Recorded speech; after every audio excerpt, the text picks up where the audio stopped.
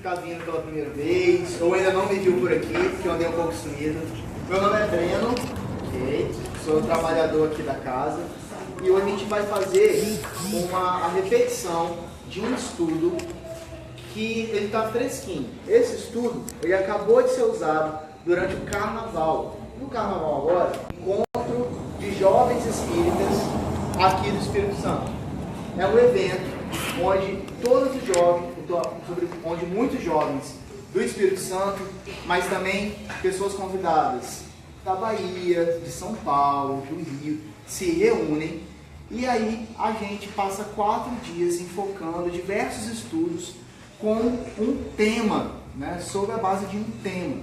Esse ano, o tema vigente está sendo o aniversário desse livro aqui. Deixa eu pedir licença. Esse ano, o livro A Gênese está aniversariando. Ele está fazendo 150 anos do seu lançamento. Nesse livro, Kardec deixa para abordar todos os outros temas considerados, entre polêmicos pela sociedade da época. No livro dos Espíritos, né, o Kardec chega a abordar sobre temas como Deus, a criação, alguns milagres de Jesus. Mas nesse aqui, ele vai aprofundar sobre todas essas questões cujas crenças costumam ser modificadas de religião para religião. E aí, por fim, chega qual é a visão da doutrina espírita sobre certos assuntos, sobre certos dogmas que as outras religiões já trazem um ponto de vista, né?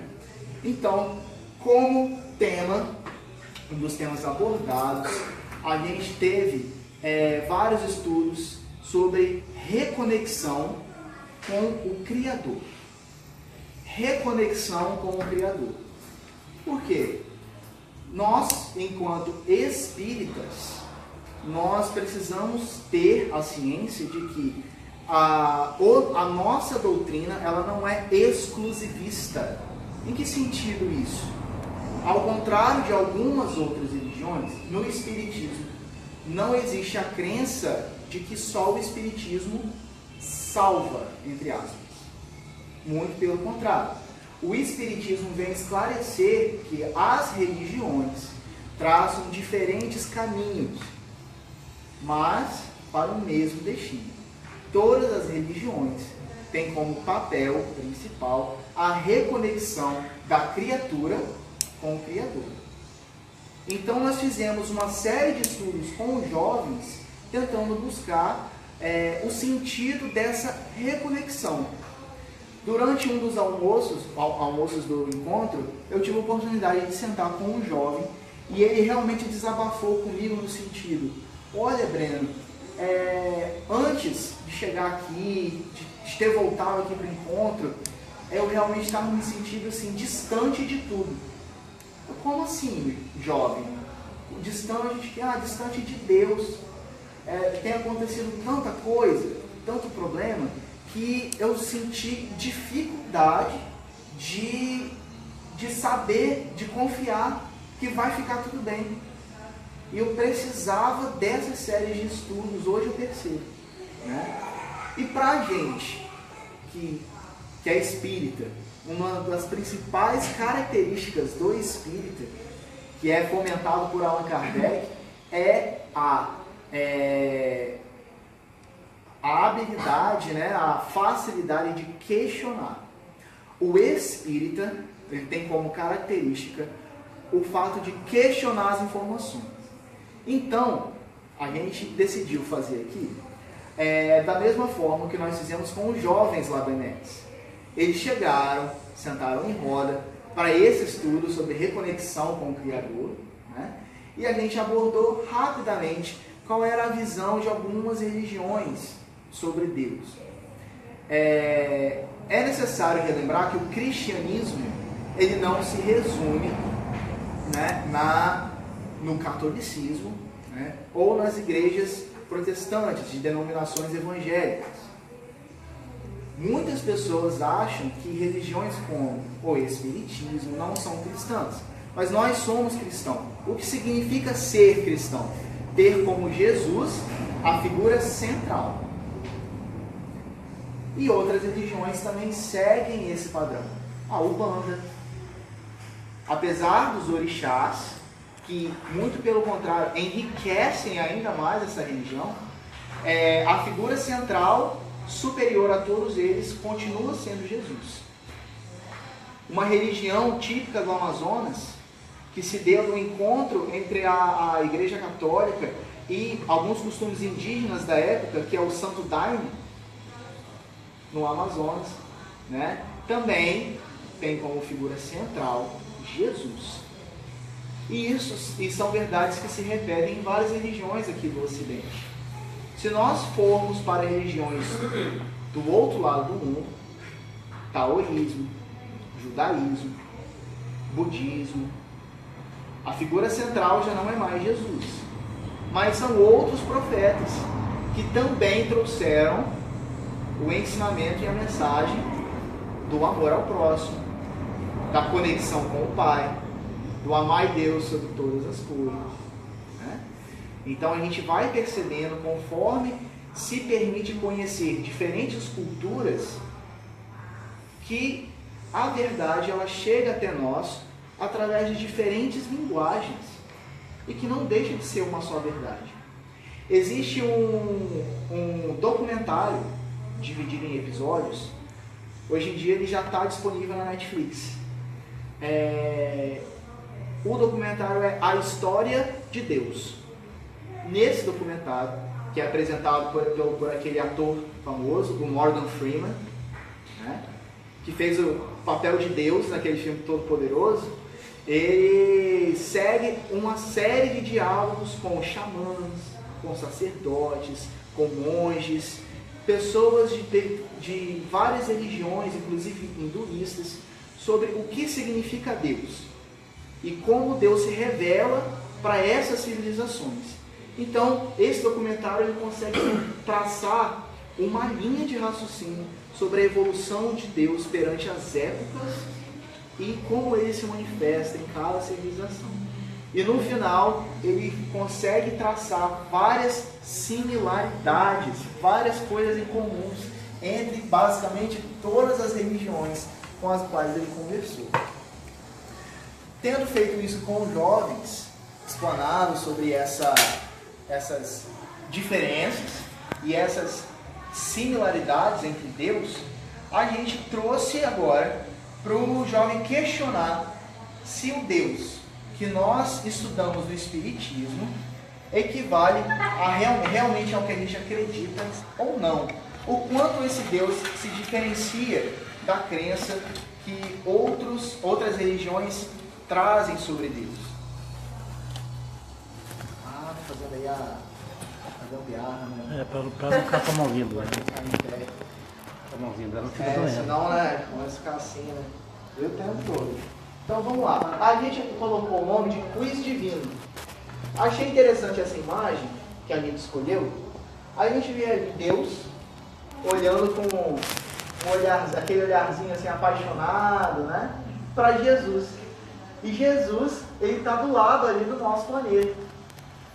E eu fiquei pensando, gente, interessante como uma charge que está aí publicamente na internet reflete um dos ensinamentos, uma das verdades do Espiritismo, que tem como Deus, o Pai, o Criador, e Jesus como governante do nosso planeta. Diferente de como outras religiões atribuem a pessoa Jesus e Deus, né, por causa daquela passagem. Nós somos um, Deus disse, Jesus disse, né, sobre a sua união com Deus. Então algumas religiões pegam essa passagem e muitas vezes passam a tratar Jesus como Deus também. Mas são duas figuras distintas, a gente vê, né? Esse quiz divino, ele se resume em verdadeiro ou falso. Então o que os jovens faziam? Eles liam uma afirmativa que está aqui e eles tentavam chegar a uma conclusão. Essa afirmativa que ela é verdadeira ou ela é falsa? Algumas deu muita controvérsia, o que foi muito gostoso, na verdade. A gente viu os jovens debatendo, discutindo. Então essa é a nossa proposta hoje. Para quem tinha plano de vir para cá só sentar e ouvir, desculpa, eu vou acabar com os planos de vocês. Né? Hoje a gente vai querer a participação, tá? Pode dar opinião, pode questionar, porque assim a gente constrói o conhecimento. Então, Thaís, pode passar aí, temos a primeira pergunta. Então, entre V ou E, pessoal, Deus é eterno e misericordioso com qualquer pessoa. Verdadeiro ou falso? Verdadeiro. Então, temos aí uma unanimidade, né? Deus é misericordioso com todas as pessoas, né? Uma das definições trazidas pelos Espíritos é que Deus, ele é bondade e misericórdia infinita. Como assim infinita? Nunca vai cessar. E não teve nem começo, né? É permanente. É permanente a misericórdia de Deus. Próximo. Essa foi fácil, aqui está aquecendo, né? Deus, que criou as leis do universo, Deus que criou as leis do universo e, portanto, pode modificá-las se assim quiser. Falso. Falso? Falso. Por que falso? Porque se Deus é perfeito, as obras dele também o são. Se alterar, demonstra a sua imperfeição. Exatamente. Se chegasse a um ponto em que Deus precisasse alterar alguma lei que ele já havia criado, quer dizer que aquela lei ali não estava tão boa assim. Ela precisou se adequar, ela precisou ser modificada. E é com base nesse preceito que a gente começa a tratar. A imutabilidade das leis, né? Oi? A imutabilidade das leis. A imutabilidade das leis, exatamente. E é a partir daí, desse conceito de imutável, é que o livro A Gênese também vai começar a aprofundar nas questões dos milagres realizados por Jesus. Jesus falou, né? Não vim derrogar a lei, mas cumpri-la. Mas cumprido, exatamente. E todos os feitos de Jesus seguem as leis já criadas pelo Pai Universal. Jesus, ele não altera nada. Tudo que parece milagre, para nós, à primeira vista, significa que se trata de leis que ainda não temos conhecimento. Um exemplo, quando a gente fala sobre tecnologia, muitas vezes a gente fica maravilhado. Eu, quando era pequeno, eu cheguei a ver muito o aparelho de fax. E eu, na minha concepção de criança, eu não conseguia conceber como que uma mensagem escrita ia atravessar o fio de telefone para sair do outro lado. Então, o que eu escrevesse aqui e passasse no papel, a pessoa ia receber no telefone dela, fisicamente no papel também, a mesma coisa.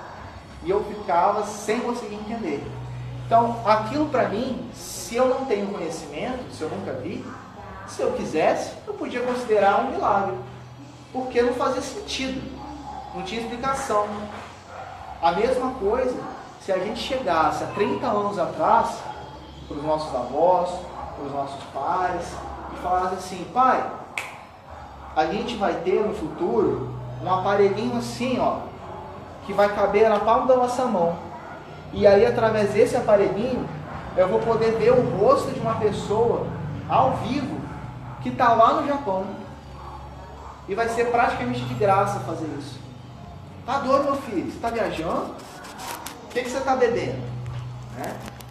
Por quê?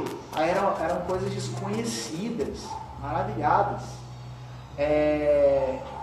E essa geração, né, ela não viu muitas vezes essa evolução, essa transição. Né? Essa geração Z, que a gente fala, eles já nasceram no mundo digital. Então, para eles é super natural.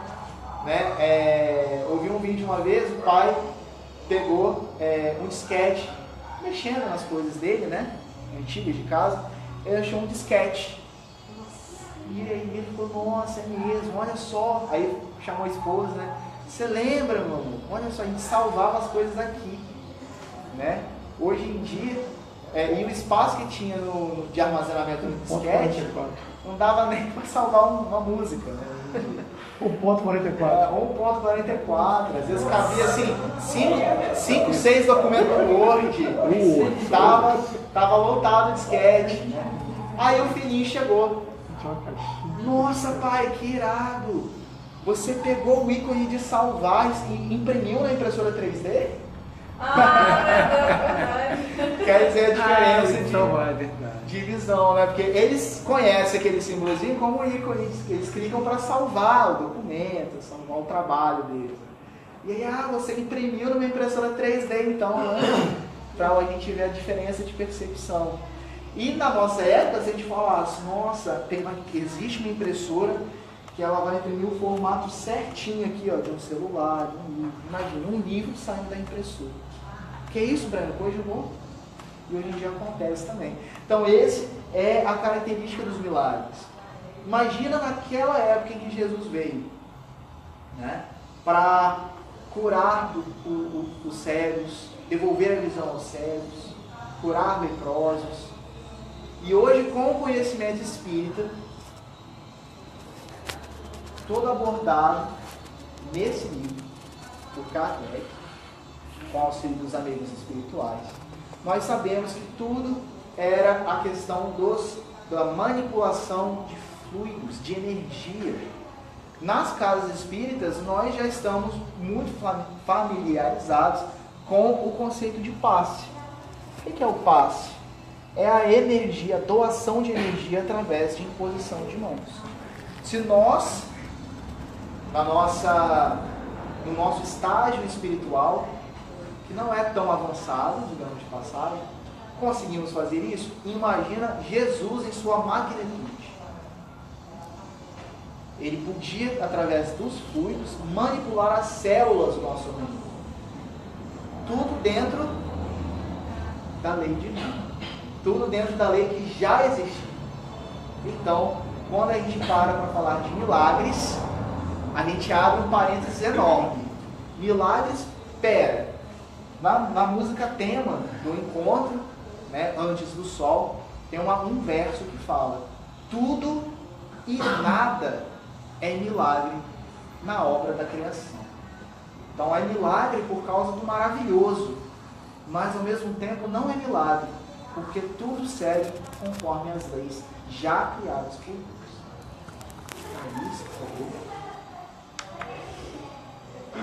Deus é soberanamente justo e bom, desde que a pessoa aceite pagar pelo que fez.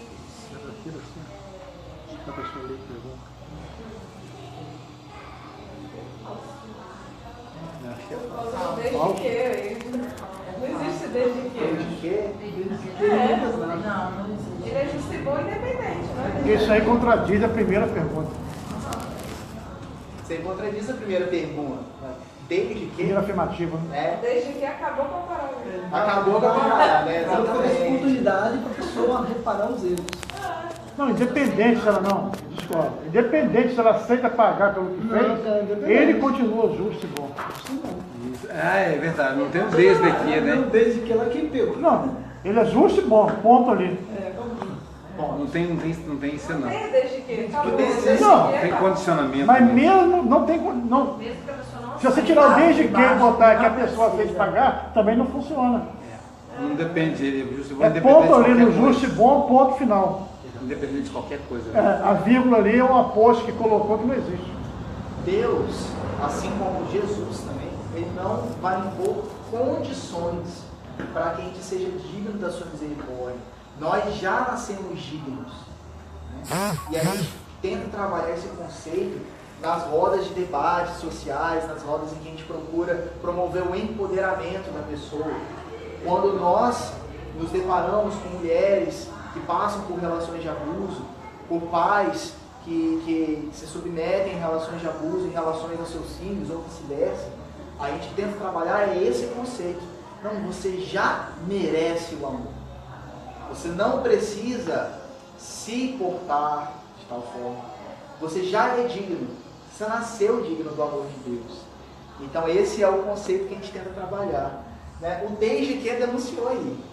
Não existe condição para que a gente possa merecer o amor de Deus. Então, ela é falsa. Exatamente falsa. O Dimas, né? O ladrão. O Dimas, o ladrão. Realmente. Tem até uma passagem, né? Jesus, tá? Essa passagem está no livro Boa Nova. Pedro vai conversar com Jesus sobre um episódio onde algumas pessoas foram até ele, né? As pessoas, para chegar até Jesus, na época, muitas das vezes elas procuravam primeiro os apóstolos, né? Não iam direto a Jesus. As pessoas achavam que tinha essa hierarquia. Não porque Jesus determinava que tivesse. Todos que quisessem podiam chegar até Jesus. Mas por causa dos costumes da época, as pessoas familiarizadas com o sistema de sacerdote, né, fariseu, você precisava chegar até um primeiro para acessar o outro. Então as pessoas iam até os apóstolos. E 4 candidatos foram até Pedro. Por que candidatos? Eles queriam ajudar na seara de Cristo. E aí Pedro, na sua imaturidade espiritual da época, ele passou a questionar: fulano, mas e você? Com essa e essa e essa dificuldade, o que você vai fazer na seara de Cristo? Mas fulano, e você que tem esse defeito aí no braço? Você acha mesmo que você vai ser útil na seara de Cristo? Ô ciclano, você que tem esse tanto de problema em casa, não sei se você vai poder ajudar não. E ele ia fazendo isso. Quando ele foi ter com Jesus, Jesus o alertou: Pedro, o evangelho do amor está aí para os que são doentes. Os médicos existem para os que são doentes e não para os que já são saudáveis. Não são de mente. O evangelho de Cristo não procura santos. E nós precisamos sempre nos reavaliar isso. Porque durante muitas vezes nos é proposto um trabalho, voluntariado, um trabalho, seja na casa espírita, seja na igreja batista, na igreja católica, e nós recusamos. Recusamos porque, não sei, estou com uns problemas ali. Ou, às vezes, pior ainda, criticamos aquele que faz o trabalho, apesar dos seus problemas. Mas fulano vai ficar na tesouraria da casa? Fiquei sabendo que a vida financeira dele está de cabeça para baixo. Como assim? Né?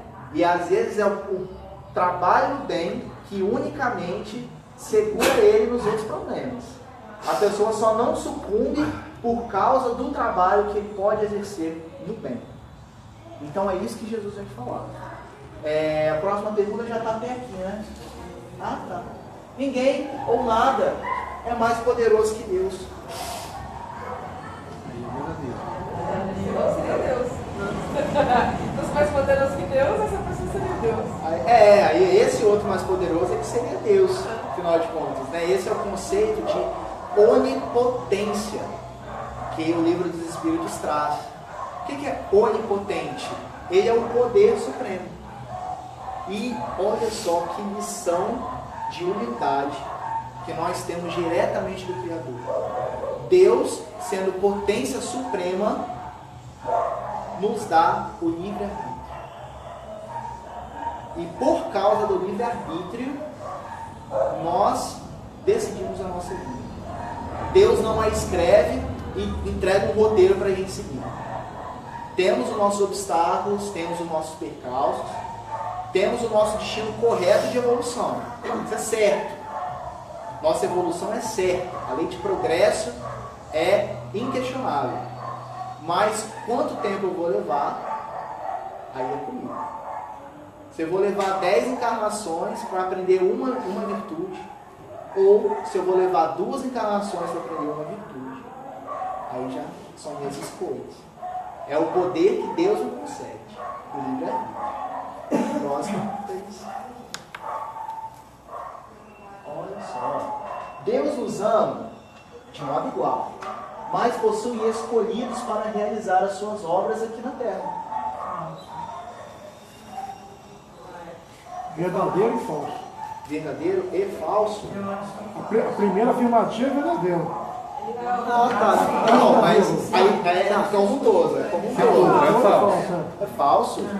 Mas não tem aqueles com missões? Já estão preparados para aquilo. São preparados para aquilo? Todos, já estão. Mas aí não foi Deus que os escolheu, não foi eles É mesmos. livre-arbítrio. Fizeram pra tirar Eles é que buscam. É de individual e pessoal. Que não foram escolhidos. Deus não possui escolhido. Porque se A palavra escolhido ficou errado. Porque se nós todos somos filhos de Deus, então mais um pai escolhe um filho entre 10, eu sou melhor, tal. Os 9 são relegados. Tem aquele A que palavra natural, O amor é igual ali. Essa palavra escolhido quer dizer privilegiado. Não tem privilegiado. Tem aquele que Tem. está pronto, o serviço aparece. Essa palavrinha, ela foi proposital. Porque o Espiritismo ele vem diferenciar totalmente a forma como outras religiões cristãs É verdade. pregam essa questão. Muito, lógico que, gente, tudo vem com um propósito, tá? Muitas pessoas conseguem ser resgatadas de situações péssimas por causa desse sentimento, de Deus me escolheu. Então, enquanto isso faz sentido para essa pessoa, e esse sentimento auxilia a se tornar uma pessoa melhor, até aí, tudo bem com ressalvas. Mas a partir do momento que eu entro no sentimento de exclusivismo, aí não.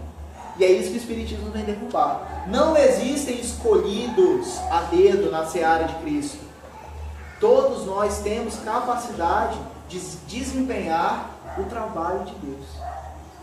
Mas Breno, Allan Kardec, foi escolhido para a missão de trazer o Espiritismo. Se Kardec recusasse a missão, já tinha outro preparado.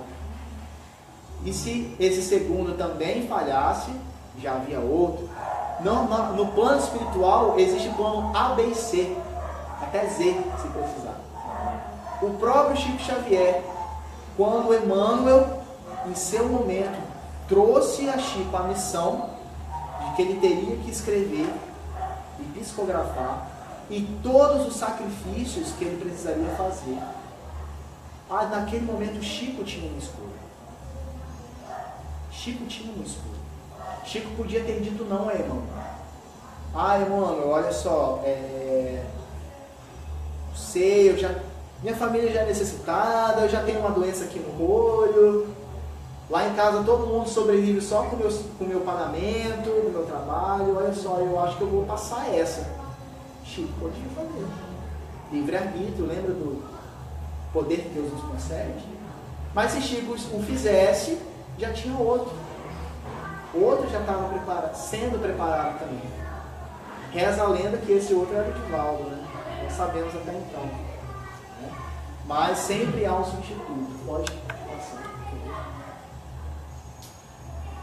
Deus é onipresente, está em todos os lugares, inclusive em seu coração. É verdade? Como diria minha avó, é verdade verdadeira? É uma das maiores verdades, né? É isso que nos conforta e nos segura muitas vezes. E eu lembro de uma vez ter estado presente em um dos estudos, há um tempo atrás, lá no grupo espírita Allan Kardec, um tempo atrás, que eu digo assim, uns 5 anos atrás, eles faziam um estudo que era espírita para iniciantes. Espiritismo para iniciantes, desculpa. Então, aquelas pessoas que estavam conhecendo o doutrina espírita podiam frequentar esses estudos para ter essas primeiras noções, os conceitos, e a gente chegou nesse tema da onipresença. Deus está em todos os lugares. E eu lembro que um dos participantes, ele teve uma dificuldade enorme de aceitar. Mas, Breno, eu não consigo entender. Eu duvido que Deus está naquele leito de hospital onde uma pessoa que fez mal a todo mundo está ali, definhando, pagando pelos pecados dela. Eu duvido que Deus está ali. Eu ficava, irmão, mas ele está. A oportunidade daquele irmão poder estar ali, acamado, refletindo sobre as suas próprias ações, é justamente possível porque Deus está ali. Deus se manifesta através de todos nós. Então, um familiar está ali amparando, continuando a amar aquele irmão, apesar de todas as falhas. Naquele familiar, Deus está se manifestando. No amor incondicional de uma mãe com seu filho, Deus continua a se manifestar. Então essa é a onipresença de Deus, né? Lógico, além da onipresença energética. Deus é energia. E nós podemos sentir energia em todos os lugares. Esse é um dos ensinamentos que o budismo e o yoga traz para a gente. Olha como a verdade se manifesta em diferentes religiões. Na yoga, a gente aprende que ao respirar, nós trocamos energia com o meio o tempo todo. Então nós podemos usufruir da energia que está à nossa volta, através da inspiração. Mas, qual a energia que eu vou dissipar nesse ambiente? Nós somos energia. Não é energia negativa, é energia repleta de rancor, de frustração. O que eu vou soltar no ambiente? Então, Thaís. Deus espera que nós nos arrependamos para oferecer sua misericórdia. Falso. A gente não precisa se arrepender para evoluir? Não. Uma coisa. Olha só, para evoluir é uma coisa, para oferecer misericórdia é outra. Aí é outra coisa. Para receber misericórdia, A misericórdia dele está sempre, né? o meu arrependimento faz parte do processo evolutivo. Como você falou da pessoa do leito que está lá, Na verdade, a gente não muda em todo momento, até no sofrimento. Porque se você está sofrendo, você está aprendendo, você está aprendendo. a frase que veio na minha mente foi que a dor, né, é um aguilhão que nos impulsiona para a evolução. Se não vai no amor, então vai na dor. Esse livre-arbítrio aí, né, é de uma forma ou de outra. Ou você evolui no amor ou evolui na dor. Fomos criados lá atrás, né, na ignorância simples, com o único determinismo, né? Sermos angelicais. Agora, vai em espiral ou vai em linha reta, depende de cada um. Vai em zigue-zague, né? Em espiral, né? Agora eu faço esses questionamentos. Faz mais que aspiral, né? espiral. Até voltar para o caminho, né? Eu incremento com esses questionamentos justamente para estimular. Mas e aí? A gente precisa se arrepender? Precisa, tá? Evoluir. Não, Mas a misericórdia- arrependimento é um passo da evolução, do reconhecimento do erro. Pois não, eu vim para cá com o Murilo e falou com ele, pô, fiz um fato esses dias, ao qual nesse momento, refletindo, me arrependo. Ou seja, quando você se arrepende, você, caramba, eu errei. Errei e com arrependimento possibilita mudar a trajetória. Reconheci o erro, agora vou mudar a minha trajetória para não voltar a errar mais. Então, o arrependimento te dá essa possibilidade de reflexão e de mudança de rumo. Ou seja, você faz esse espiralzinho e começa a caminhar para frente. Mas independe da sua misericórdia de Deus, vai estar A sempre presente. misericórdia de Deus independe do nosso arrependimento. Né? É claro que a misericórdia, como se ela fosse assim, a misericórdia está aqui. A gente precisa nos permitir receber essa misericórdia. Né? Às vezes é até, porque a gente tem que se arrepender. A gente tem que se arrepender e tentar mudar. O arrependimento por si só É um mecanismo de mudança. isso, é o primeiro É passo. uma reflexão, né? Né? Mas se eu parar aí, eu posso começar, eu me arrependo tanto Mas volta e a me fazer. perco na culpa. Me perco na autocondenação. Eu me arrependo tanto, mas depois vai lá e comete o mesmo erro. Não aprendeu. Deus deu arrependimento para a gente melhorar. Deu perdão, arrependimento. É isso. Refaz o erro. E fazer a jornada, né? Porque a misericórdia ela se manifesta mesmo naqueles que não se arrependem. Reflexão. A gente percebe as Acho que está pessoas- certo, né? A gente percebe as pessoas que estão no CRI fazendo a coisa errada, batendo cabeça, mas o tempo todo a misericórdia está presente ali. Ela está recebendo oportunidades, alguém bate na porta oferecendo saída. Ela não percebe, mas está ali. E ela é o tempo todo banhada pela misericórdia. O dia que ela se arrepender, facilita que ela vai perceber, mas a misericórdia está batendo na porta, mesmo aquele que não se arrependeu. Seria como se fosse, sabe o quê? Como você falou do ar aí, esse ar que está aí disponível. Eu vou respirá-lo mais profundamente ou não. Vou absorvê-lo ou não. Né? Deus fala, está aí na porta. Cabe cada um absorver essa centelha divina. Está disponível. Ela aparece, a gente tem que... A gente está num grande supermercado com um carrinho. O que a gente está botando dentro do carrinho? São as nossas ações. Tudo está aí. Tudo me é lícito, né? Como diz o Paulo. Tudo me é lícito, mas nem tudo me convém. E quanto mais você cresce, mais você vai vendo que coisas não lhe convêm. Né? Na sua infância espiritual, você enche seu carrinho de doce. Mas à medida que você vai evoluindo, né? Você vai substituindo, vai melhorando suas escolhas, vai aperfeiçoando suas escolhas. Né? É a fase do crescimento. A gente vai ver um tanto de coisa que a gente não precisa. A gente achava que precisava. Exatamente, a gente precisa lá atrás em razão da nossa infância espiritual, da nossa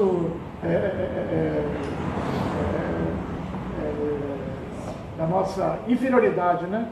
Então a gente acredita que algumas coisas são boas para a gente.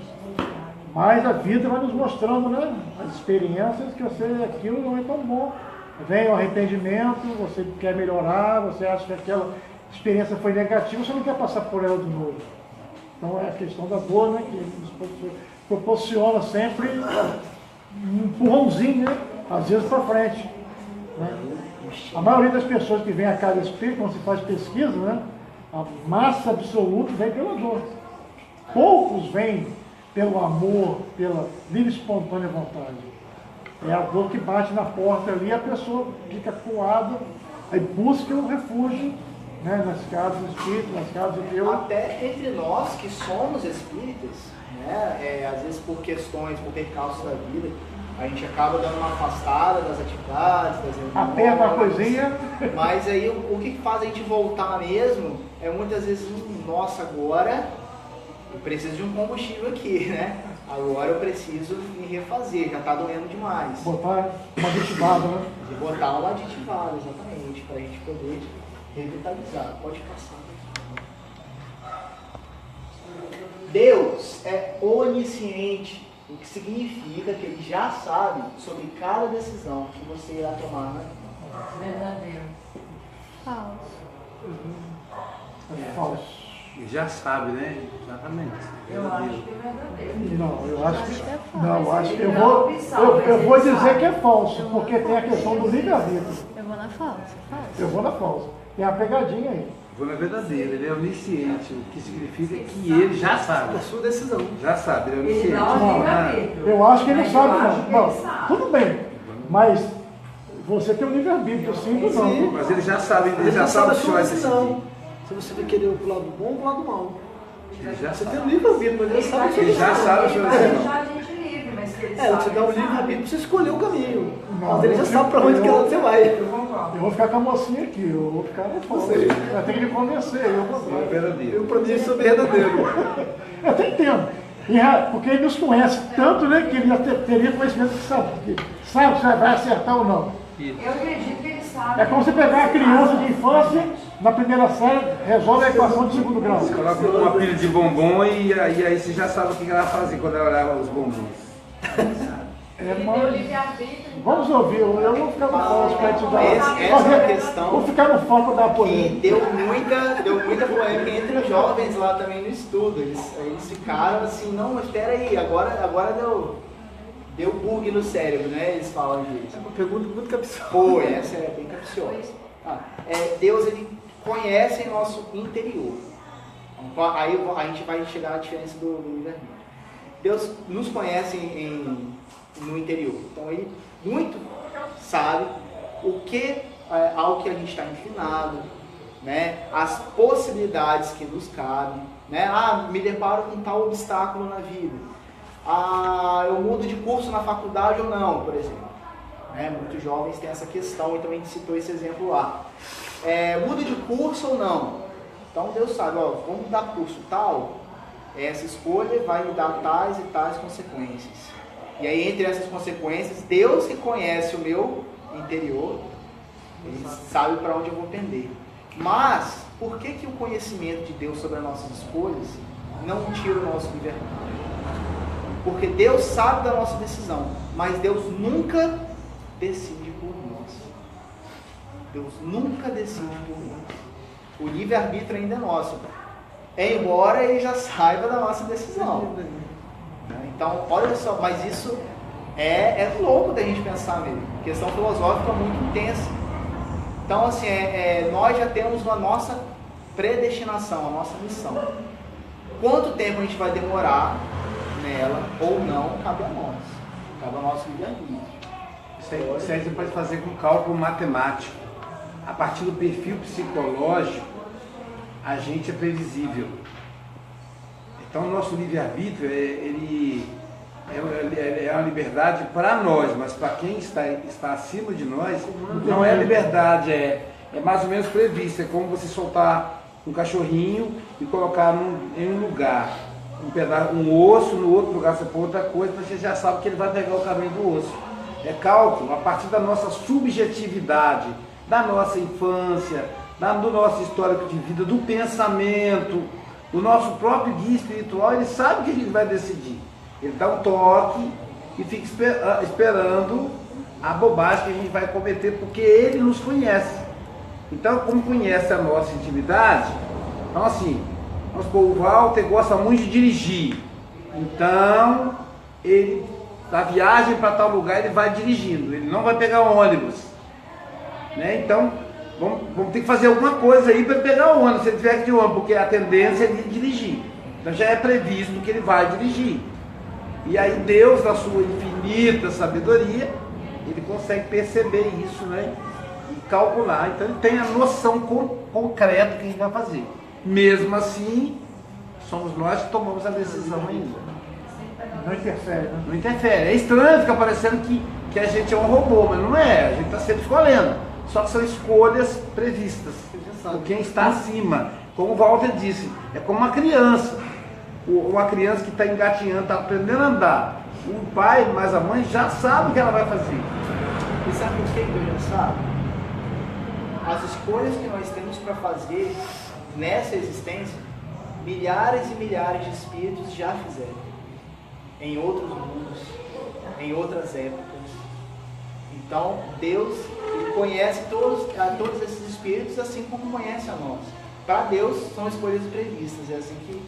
Como se fosse, na linguagem da computação moderna hoje, né? Um grande algoritmo. Um grande algoritmo. É isso, por favor. Olha, até foi bom, a gente está na 9ª pergunta ainda. Só quanto? Faltam 50? só 10 minutos. Pois é, eu fiz 20. Conversando com os jovens, a gente também nem conseguiu chegar até a 20ª, porque gerou muito debate. Deus é bondoso e misericordioso, mas com cada um de acordo com seus méritos. Falso. Falso. Parei. É verdadeiro. É verdadeiro. É falso. Ele é bondoso e misericordioso, mas... Cada um recebe de acordo com seus méritos, certo? É verdade? Cada um recebe. Porque tem que ser a misericórdia. Não, mas a misericórdia de Deus é imensa. Não, mas às vezes a pessoa não tem mérito, nada, isso é falso. É Mas se Deus falso. fosse analisar o mérito de cada um, Ele não vai fazer diferenciação do seu amor? Lógico Não que pergunta assim não. Olha lá. Eu estou entendendo assim, Deus é bondoso e misericórdia. Mas cada um vai receber de acordo com seus méritos. Não. Não. A gente não recebe de acordo com o nosso às vezes a gente mérito, nem não. merece, a gente recebe Algumas tanto. coisas a gente nem merece. Essa é a chave. Não, filho, exatamente. não nada. Você recebe de acordo com seus méritos. Não, tem coisa que você não merece, não. Tem coisa que você não merece, E não. Deus Você dá. recebe. E Deus dá.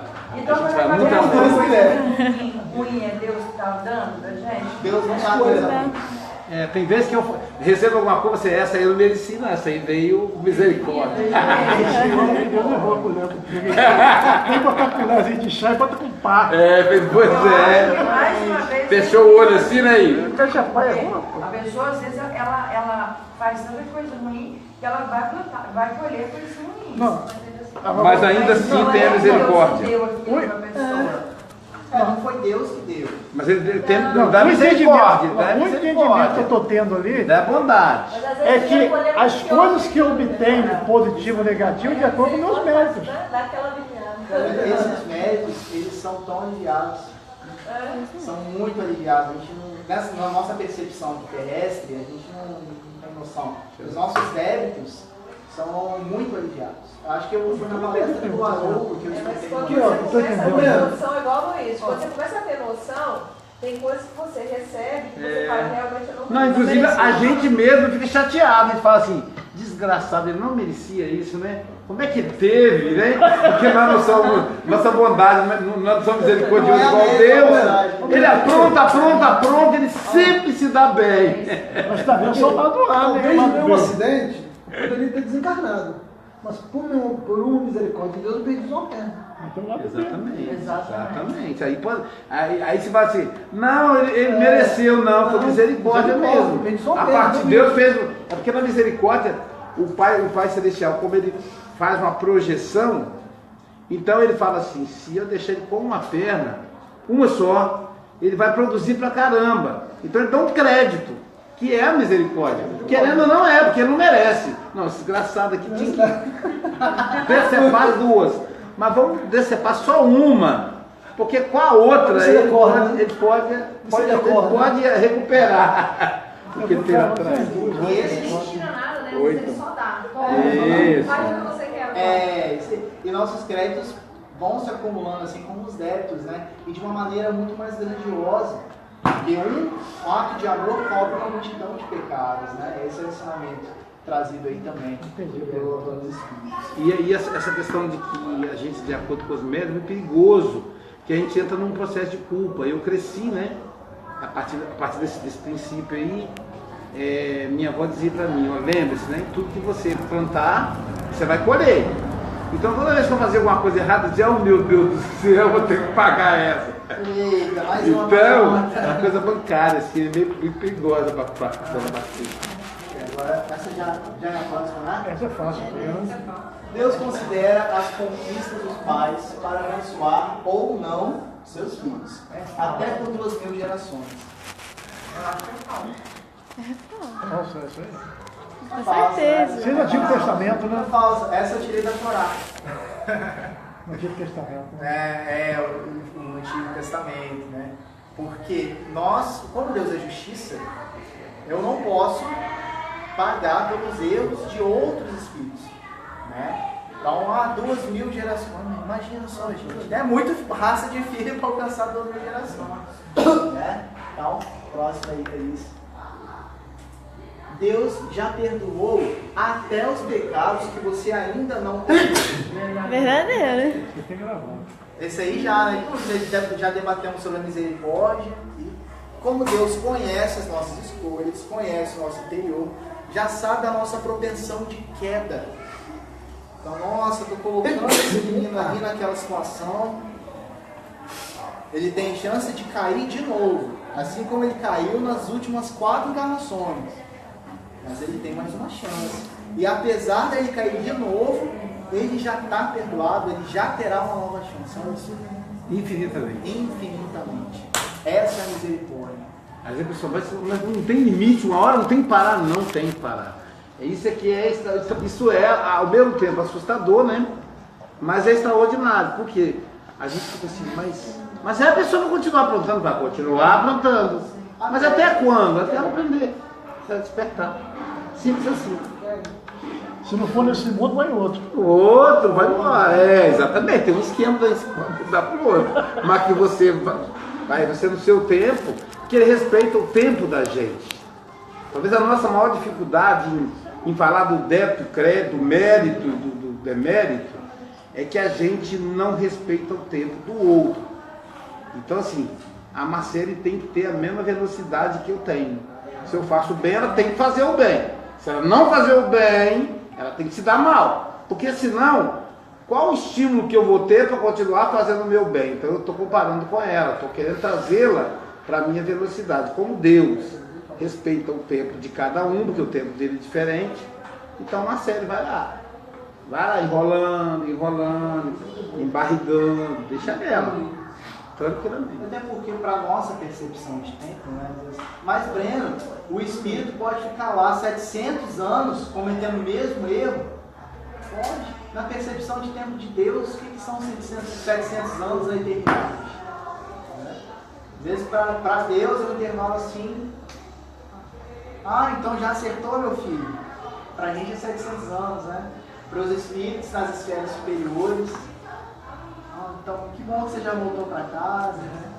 Então, é essa a diferença. Já é a próxima? Deus esquece os pecados cometidos involuntariamente, mas pune aqueles cometidos com consciência. Então, se eu souber que eu estou pecando, Deus pune. Se for sem querer, Deus esquece. Rapaz, tem uma pergunta do meu Falso. sobre isso. Deus não pune essa Pois não palavra, pune. Tem a pergunta do livro dos Espíritos que aborda isso aí, as faltas conscientes e inconscientes. Né? Tem sim, As mas não faltas deixa de ser conscientes, falta. ela tem uma dosometria, né?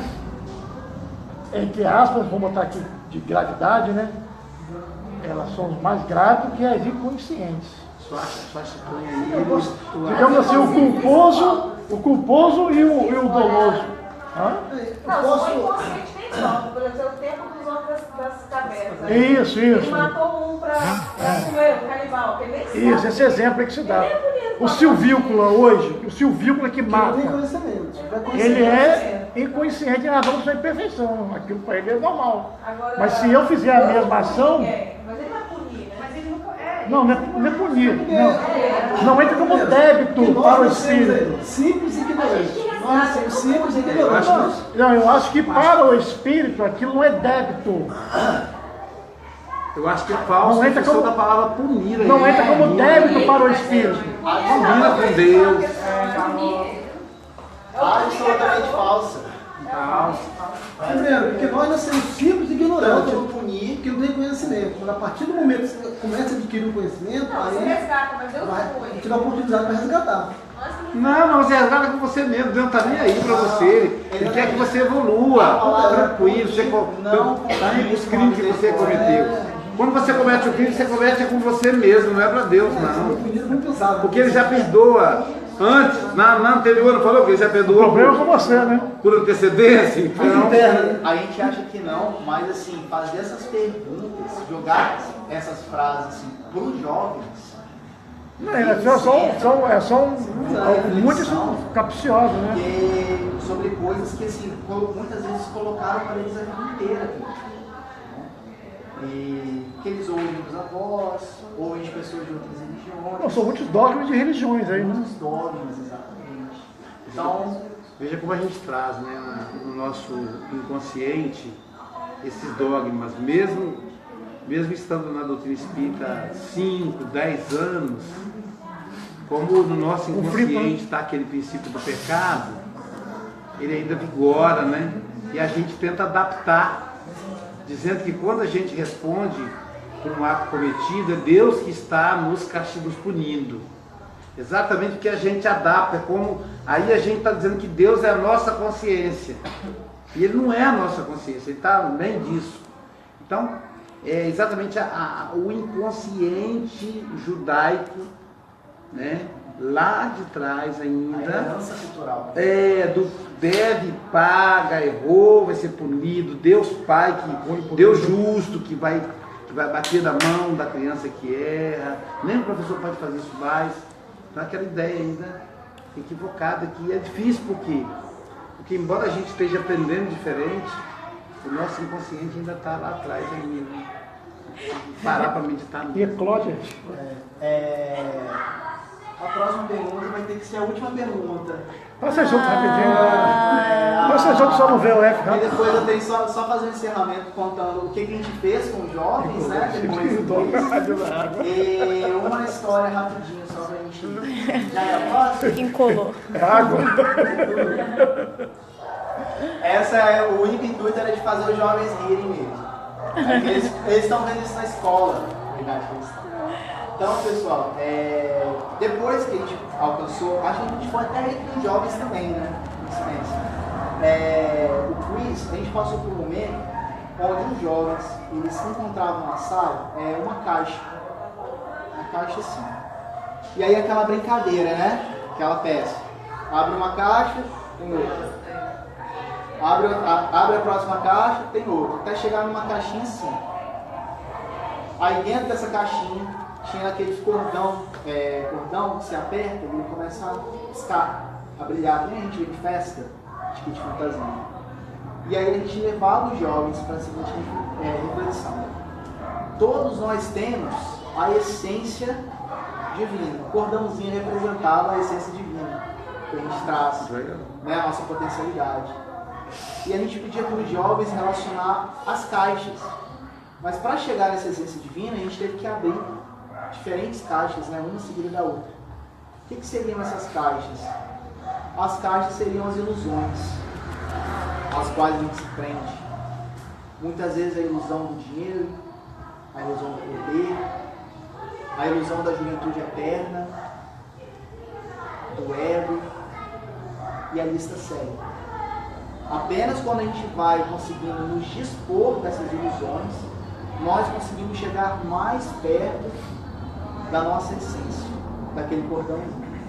Então os jovens levaram para casa esse paralelo, né, essa reflexão, depois de questionar muitos atributos que Deus poderia ter ou não, de acordo com a doutrina espírita.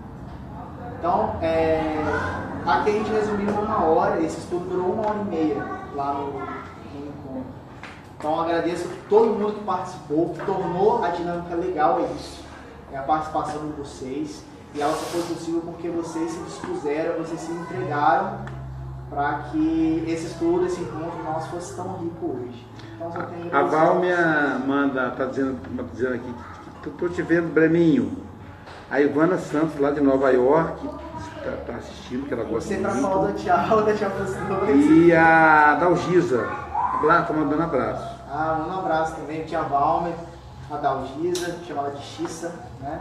Isso. E a Ivana de Nova York, você está internacional, ela não sabe que você fala internacional. inglês. Okay. Ela sabe que você é professor de inglês, que ela vai ficar mais encantada ainda. Vamos lá aqui, ó, hi, nice to meet you. Aí depois ela vê lá. Ok, pessoal, muito obrigado. Vamos encerramos por hoje. Vou devolver a fala aqui para o nosso querido amigo Albon.